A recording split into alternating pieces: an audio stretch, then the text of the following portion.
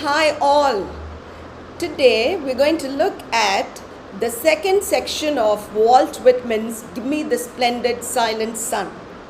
So do you remember what we saw in section 1? The poet had been continuously requesting Mother Nature for so many gifts of hers. But then in section 2 it's totally different.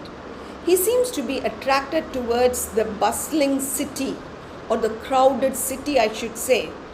And you find that there is a transition from section 1 to section 2. At this point of the poem, the readers would expect the poet Whitman to remain committed to nature, asking all the gifts that he had from Mother Nature and so on. But somehow the poem takes a different course and there's a sudden change. The poet realizes that despite nature's beauty, there's something else that really attracts him more strongly. And what's that? It's the life of humanity.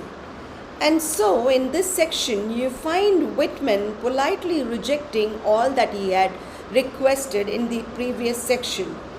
The very things that he had been praising and admiring and craving for, you seem him to be distancing himself away from them, but in a very polite way. He says, keep them to yourself, keep your splendid silent sun, and so on. So the second section exposes the readers to how, despite the poet's admiration for nature, he ultimately chooses the crowded streets that are full of relationships, passions, challenges, turbulences, turmoils of life, struggles, and the democratic energy of city life. So in section 2, the poet Whitman moves from nature to humanity, from solitude to society, and from silence to human voices. So this transition is quite amazing. And you find that now Whitman reverses his earlier request. He tells nature to keep its beautiful sun to herself. So the command is surprising. It's a dramatic shift. And this dramatic shift takes the reader to a different plane. So Whitman tells nature to keep the beautiful silent sun that he had previously desired for. So he says, keep your splendid silent sun. Sir, alliteration. So the word keep signals a complete change in the poet's attitude. Earlier he began the poem with give me the splendid silent sun, but now he takes a different stand and he says keep your splendid silent sun, because he no longer wants it. And he says though the sun still remains splendid and magnificent, it's no longer sufficient to satisfy him. It's not going to give him any contentment. So this reversal speaks of the conflict between the poet's desires. He's got two sorts of desires and there is a conflict between them. The first desire is the desire for solitude, and the next one is in section 2 that he documents is the desire for human companionship. So the line is really a shock to the reader, okay, because it overturns everything that he has been praising thus far in section 1. Okay, he says keep your woods, O nature, and the quiet places by the woods. So he rejects forests and the peaceful places that are in the vicinity, and all the things that he admired in section 1, he no longer wants them and he's no longer craving for them. And the woods that he had asked for mainly because he wanted solitude, peace, and wanted to have a communion with nature, all that he seems to be rejecting now. So he does not any longer want quiet places, because these quiet places are the secluded locations that he was really yearning for. And these secluded locations he wanted because he wanted to distance himself from human activity. So earlier on, such places really appeared too idealistic to him. But now Whitman feels that they are too isolated and that he cannot survive in such secluded places. Okay, so he seems, but let us not mistake the poet saying he's condemning nature. Instead, he comes to a point when he starts realizing that quietness alone cannot be satisfying. Quietness alone cannot fulfill his emotional and social needs. So he needs something else. And therefore, he starts directly addressing nature. It's an apostrophe that you find here. He says, "Oh, nature." And he seems to be personifying nature as if she's a living being, or as if she were a living being who was capable of, or who's capable of giving gifts. So he addresses nature so. Now he says all the fields that he had been longing for in section 1, he now wants those fields to be kept with nature herself. So he rejects the agricultural landscapes because he says, keep your fields of clover and timothy and your cornfields and orchards. Okay, remember how he had been asking for with all passion all of these in section 1. So he rejects the agricultural landscapes now, the landscapes that he once admired. And now clover and timothy are common grasses that are used for grazing animals, and he no longer wants them. Okay, and cornfields and orchards that earlier symbolized rural prosperity and abundance, he says keep them to yourself. And these are elements of nature that help the poet create a beautiful image of nature, or the beautiful image of an ideal country life in section 1. But now he seems to be rejecting all of them. And however, the poet now feels that beautiful landscape alone is not enough for him. Physical abundance does not in any way become an equal, or cannot be equated with emotional fulfillment. So he doesn't want them. And all that he now wants is, or he realizes he really needs, is human interaction. So please remember, watchers, it's human interaction that matters a lot, more than anything else, more than agricultural beauty. And you please understand that the poet keeps repeating the phrase, keep pure. And this phrase emphasizes his growing realization and determination to be away from them, away from the pastoral world. And so the pastoral world does not appeal to him any longer. Okay, and then he comes to say, keep the blossoming buckwheat fields where the 9th month bees hum. So the line again represents a peaceful countryside filled with blooming flowers and humming bees. And you know, humming bees of which month? The 9th month, when they are fully active. So this represents calmness, simplicity, and traditional natural beauty. And Whitman doesn't just shun all of these, but he respectfully declines them by saying, just keep it. Okay, so I don't want all of these beautiful things. And so the bees seems to be buzzing peacefully in the 9th month. He still doesn't want to be enchanted by them. He is willing to give up all of these things, this peaceful rural scenery, or this peaceful rural background where he wanted to establish a loving family. Okay, instead, what does he ask for? Quite contradictory, you know. He asks for faces and streets. He says, give me faces and streets. So he turns towards the urban life by turning down the rural life. Now, what really fascinates him? Earlier on, different aspects of nature fascinated him, but now the crowds fascinate him. So instead of the natural scenery, he wants people and city streets. That too, you will eventually see that he wants the city streets of New York, which is really, really too crowded.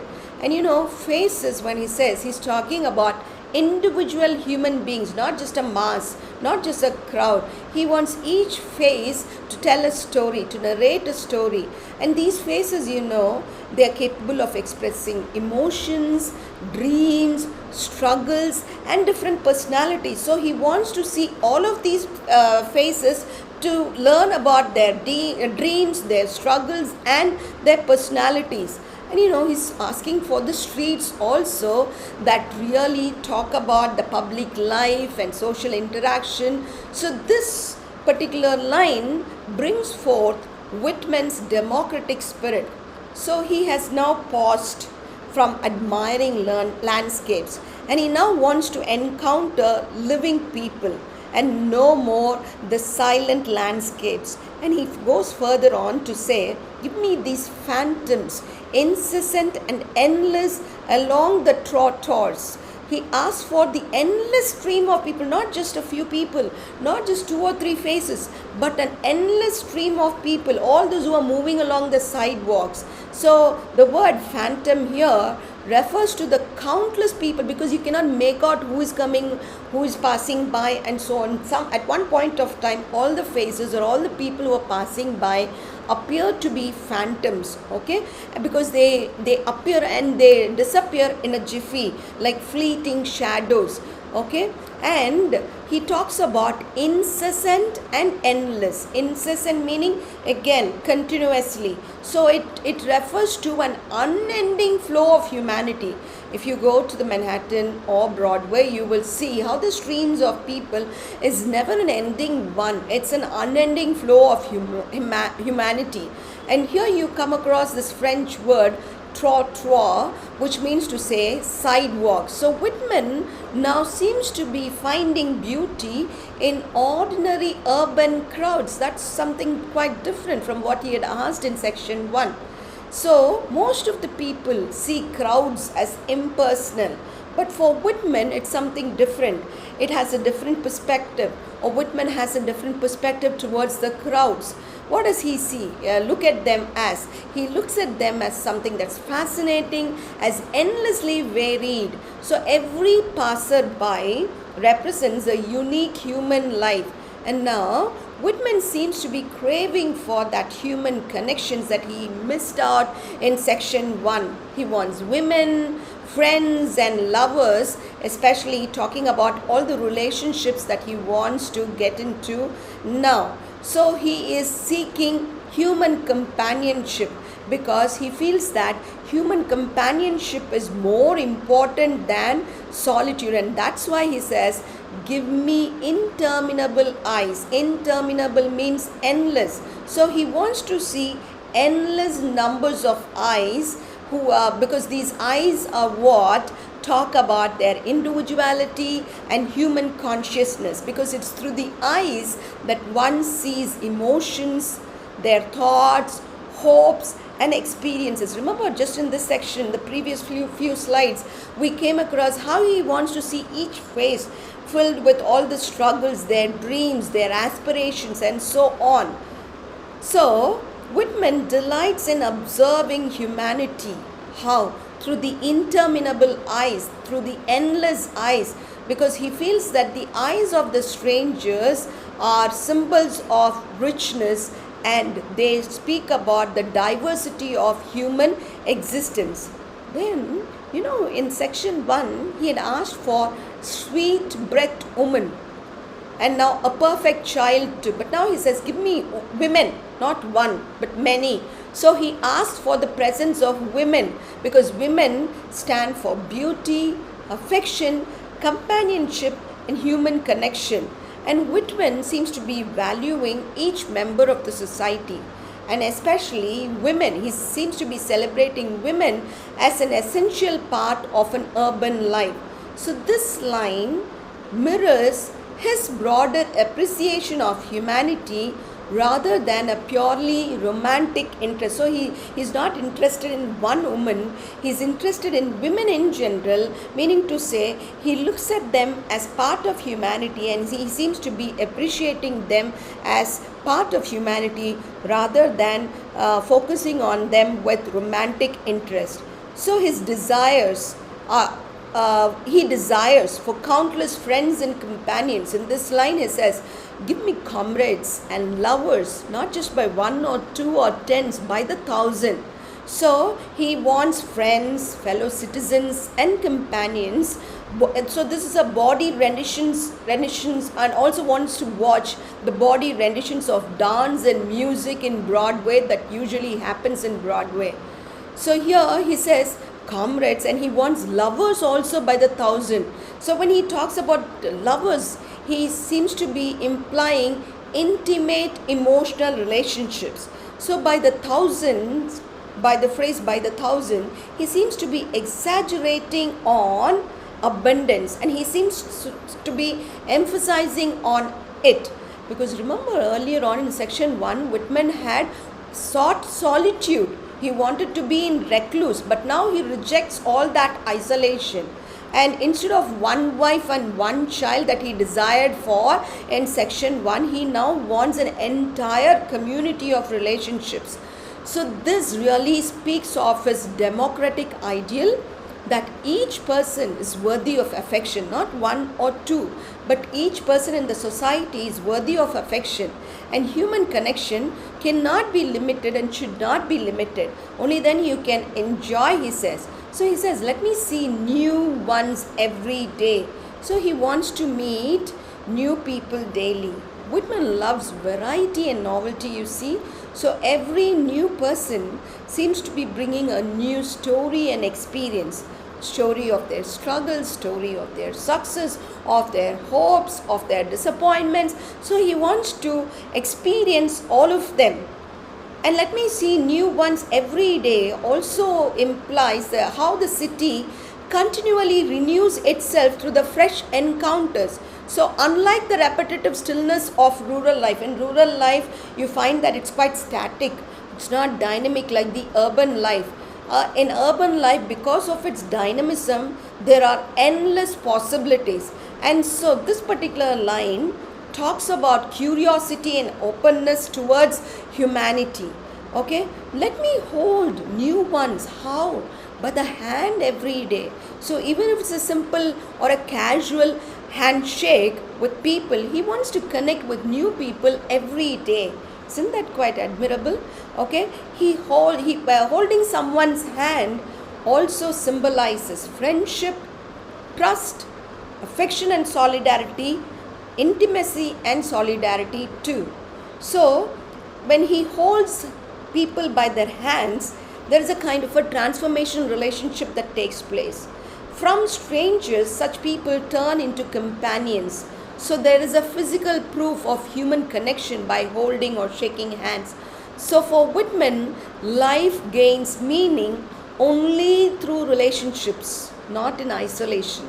So friends, do not ever quote Whitman wrongly, saying that Whitman wanted us to be in isolation, in seclusion, wanted us to be a recluse. No, he says life becomes meaningful, fruitful only through relationships. So human contact is more fulfilling than solitude. And so when do you experience democracy? Only when there is a direct interaction with others. Otherwise you cannot. So this particular phrase expresses warmth, inclusiveness and love for humanity. And there is also an exclamation mark at the end of this line. Do you see this? Okay, at the end of this line. And this exclamatory mark is a marker of his enthusiasm and emotional commitment. So we understand that his human experience is not static, but it is renewed every day and endlessly. Next line, which says, give me such shows, give me the streets of Manhattan. And Manhattan is a very lovely city, totally crowded. And I had the gift of visiting Manhattan in December 2025 and in May 2026. And I had witnessed its vitality in person. So I can really feel what Whitman says. Whitman specifically celebrates Manhattan because Manhattan represents modern urban civilization. And the city is stage filled with endless spectacles, especially in Broadway. So he embraces metropolitan life. He says, give me Broadway with the soldiers marching. Give me the sound of the trumpets and drums. The city is full of energy. Remember in section 1 when I told you, Whitman wanted this particular poem to be an American epic because he wrote this just when people had experienced the American Civil War.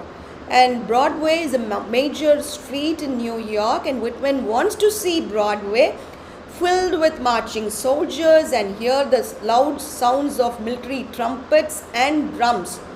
So he wants soldiers, trumpets, drums, That is to say, he's asking for patriotic vitality. What's a big deal if I go and take refuge in nature, sit all by myself? Am I doing anything to myself, to my community, to my nation? Nothing. So first let me see the faces. Let me get to interact with people around me. Then let me think of my nation too. So he's talking about patriotic vitality, and he also records how the noise and movement really excite him.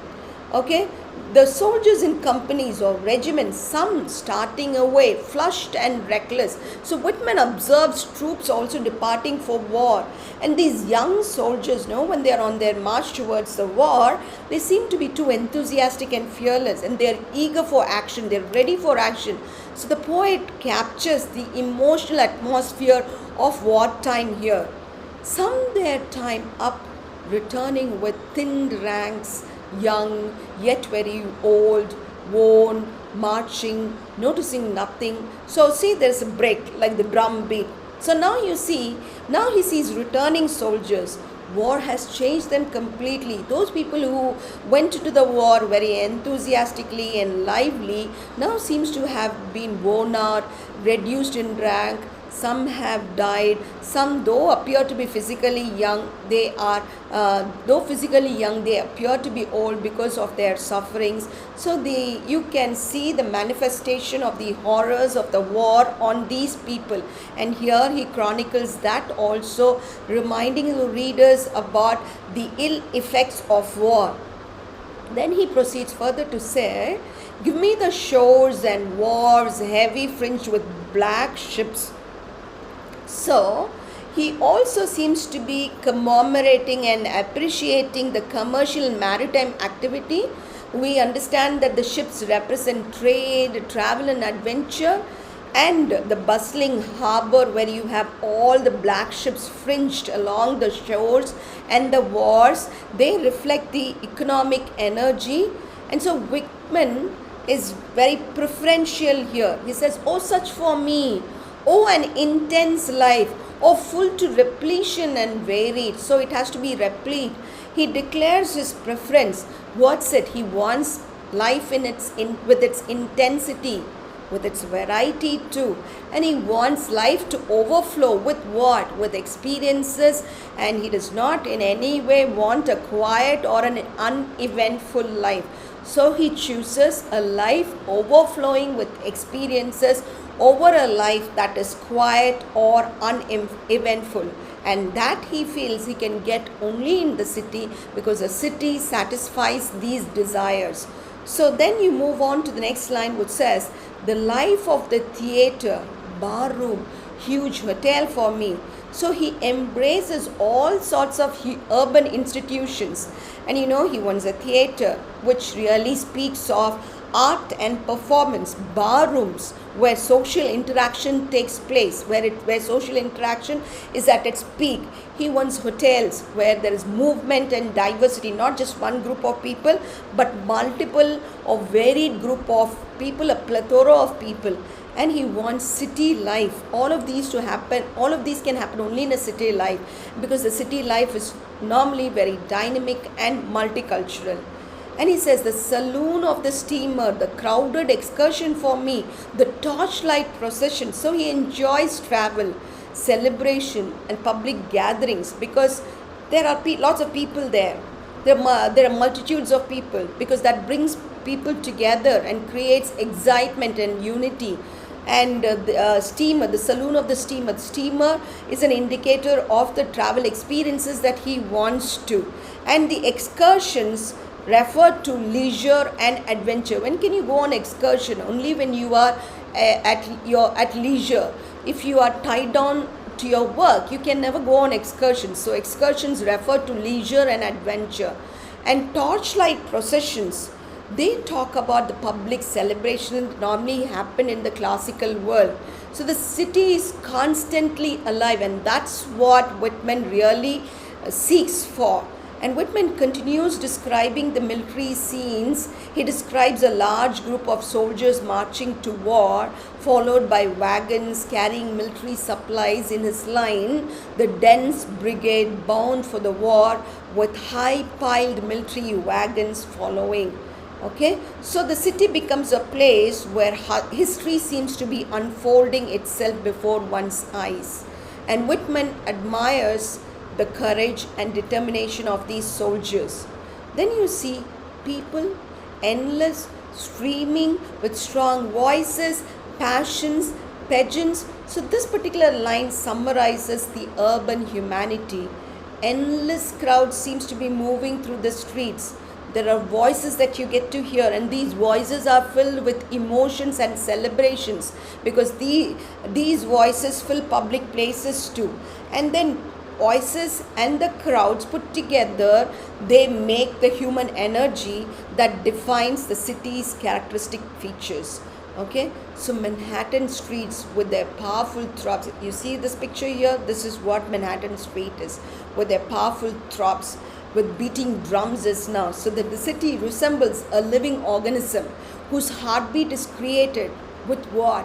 With its people, traffic, music, and activity.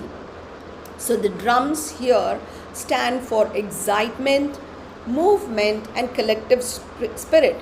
And the throbs, the word throbs, suggest a heartbeat. The city pulses with life, and the rhythm of urban existence excites Whitman. So Whitman seems to be valuing sounds that nature lacks. The chorus suggests, because here it says, the endless and noisy chorus, the rustle and clank of muskets, of the long rifles. Okay, so the chorus suggests collective human voices, and the muskets, they evoke the feeling of military activity. And noise here signifies vitality rather than disturbance. So Whitman does not ignore the painful realities of war. Remember that, friends? He does not ignore them. He understands them. Even the wounded soldiers are part of the intense human experience that he really values and treasures. So his love for life includes both its joys and its sufferings. That's very important, because sufferings in the form of the wounded soldiers that he sees. He believes that real life is complex and should be embraced in all its forms. That's very important. So he's saying even the sight of the wounded and dead. So he acknowledges the suffering that he wants to, that he understands is part of life. So urban and national life includes both pain and sacrifice, joy and gain. Okay, so he does not ignore tragedy. We shouldn't say that he wants only the joyous happenings in the city or the happy happenings in the city, but he also understands all the pain and the sacrifice that comes with it. So he says reality must be embraced completely. So these and all I absorb and myself move along and am one with the rest. So this is the poem's conclusion. So Whitman absorbs all experiences. He joins the large ocean of humanity instead of remaining isolated all by himself. So he tries to merge the individual identity with the collective life, and the poet now becomes a part of the larger democratic community. So instead of quiet fields, Whitman chooses the busy crowds of Manhattan, the noises of people, traffic, conversations, and city life together sound like a lively piece of music, and that's what the poet wants. He believes that the sounds of ordinary people living and working together is sure to create a unique kind of beauty. So Whitman says that he wants the faces and eyes of the people of Manhattan forever. Look at this line. Manhattan faces and eyes forever for me. So he prefers the sight of human beings rather than fleeing away from them. He wants to have a look at their emotions, their expressions, and diversity over the beauty of nature. So despite his love for nature and peacefulness, this particular line represents that Whitman's mood remains unalterable due to the feverish pitch caused by the Civil War. So even if there was Civil War, he does not want to run away from the city life and take refuge in nature. He still wants to remain in the city, in the boroughs and the neighborhood of New York City. So we come on to the conclusion.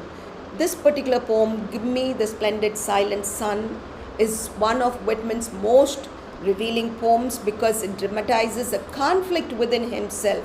He deeply loves nature's silence, beauty, and its healing power, but ultimately he chooses the crowded streets, emotional relationships, and the vibrant democratic life of the city. So the poem ends with Whitman's affirmation of how true fulfillment lies not in isolation but in participating fully in the shared experiences of humanity. And now let's look at the major themes of the poem. It is full of conflicting points of view. A calm, peaceful coexistence is contrasted with the turbulent, warmongering attitude. When I say a calm, peaceful coexistence, I mean coexistence with nature that can only be achieved through a complete indifference to the war.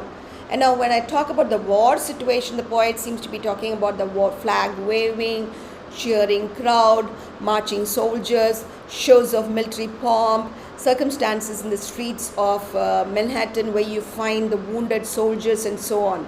Next conflict is nature versus civilization. The poem contrasts the rural peace that he had been asking for in section 1 with his urban excitement. Whitman appreciates both by choosing the city at the end. So the city is both a prison and a source of spiritual richness. Next contrast is solitude versus human companionship. In section 1, Whitman had asked to be all by himself. He wanted solitude. But after reflection, he feels that it's human relationship that can provide him with deeper fulfillment.